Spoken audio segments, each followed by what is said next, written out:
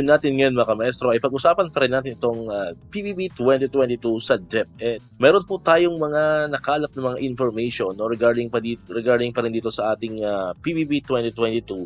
No, ito po especially yung mga regions na wala pa rin pong SARO until now, di ba? Kasi kung mapapansin po natin, marami ng mga region, mga SDO na narelease na po ng SARO, and actually marami na rin po mga SDO na ipasok na po sa mga payroll account yung kanilang mga PBB 2022. Subalit, marami pa rin, no? Marami pa rin syempre yung mga regions na until now ay wala pa rin pong SARO for PBB 2022. Tatandaan po natin, hindi mai-release po ang PBB 2022 unless magkaroon po kayo or mai-release na po ang inyong SARO, yung ating pong Special Allotment Release Order. Ayan, so may mga nakala po tayo dito mga information. No? Ito po yung nakuha lang po natin sa mga comment section po sa mga legit na Facebook page, no? Legit na Facebook group.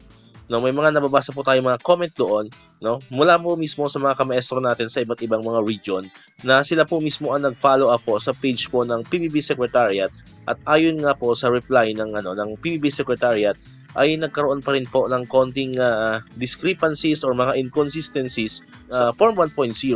Kaya ibinalik po nila ito sa central office. Ano po? So alamin po natin ano-ano mga region po ba 'yon, ano mga kamaestro. So disclaimer po ulit, ito pong image or picture na ipapakita ko po sa inyo ay hindi po mismo nanggaling sa akin. Ito po ay nanggaling po sa mga kamaestro natin diyan, no, from the legit Facebook pages, Facebook group, ano po mga kamaestro. Ayan. Unahin natin itong isang message na nakita po natin. Ayan. Ito po ay from Region 10. Ayan, so sa mga nanonood sa atin po from Region 10, ito po ay para sa inyo mga kamaestro. Ayan, nakalagay po dito, ito po ang reply sa isang kamaestro natin. Sabi diyan ng PBB Secretariat, for fiscal year 2022 PBB, DepEd Regions 10 were previously returned to the DepEd Central Office on August 12, 2024. You may contact your PBB focal person for details. Ayan. So, naibalik po siya noong August 12. No? Pero medyo matagal-tagal na rin no, mga kamaestro, kasi ngayon po ay August 25. So, almost kulang-kulang 2 weeks na ang dumaan. So, possible po nito, baka naayos na po nila ito. And baka naibalik na rin po sa DBM. Pero hindi pa rin po tayo sure, ano mga kamaestro.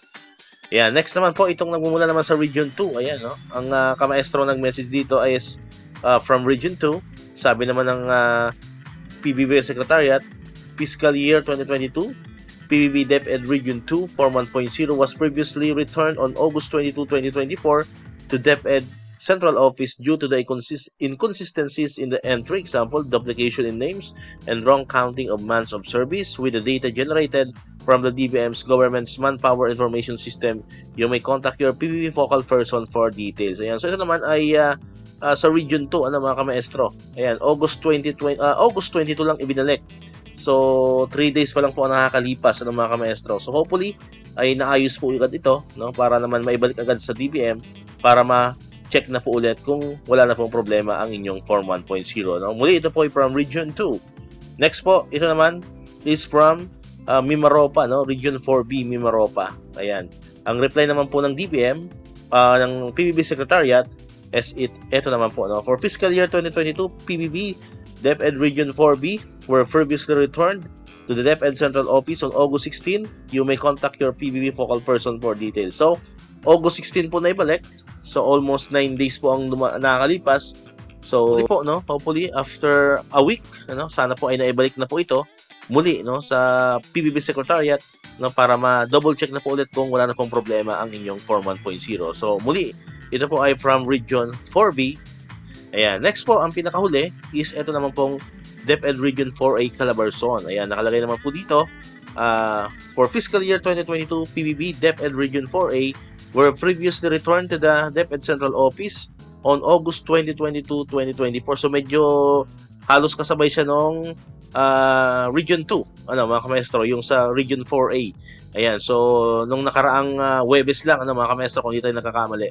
Ayan, so sana po naayos na rin po agad ito, or kung hindi pa man tapos, sana by this coming week ay maayos na po agad, no, para naman maibalik na agad sa PBB Secretariat, no, para ma-double check po kung wala na pong problema ang Form 1.0 ng Region 4A, no, para naman po ma-release na rin po yung SARO for PBB 2022.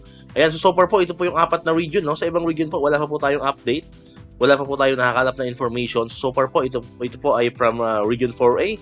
from Region 4B, from Region 2, and from Region 10. So yan po. So maliwanag po doon na naibalik po muli, no? Return po muli ang Form 1.0 sa kanya-kanya mga regional offices dahil nga po sa inconsistencies pa rin sa mga data. So yan po, sana ay maayos na po agad yan para naman kahit paano ay maging masaya na po ang lahat ng mga kamaestro natin dyan, no? Especially po yung mga wala pang SARO for PBB 2022. Kasi nga, sabi ko nga doon sa mga nakaraang videos ko, hindi kasi maiwasan ng mga kamaestro natin na mai-confer syempre doon sa mga region na okay na at na-release na po ang PBB 2022. Ayan, so dito ko na po tatapusin itong ating video ngayon mga kamaestro.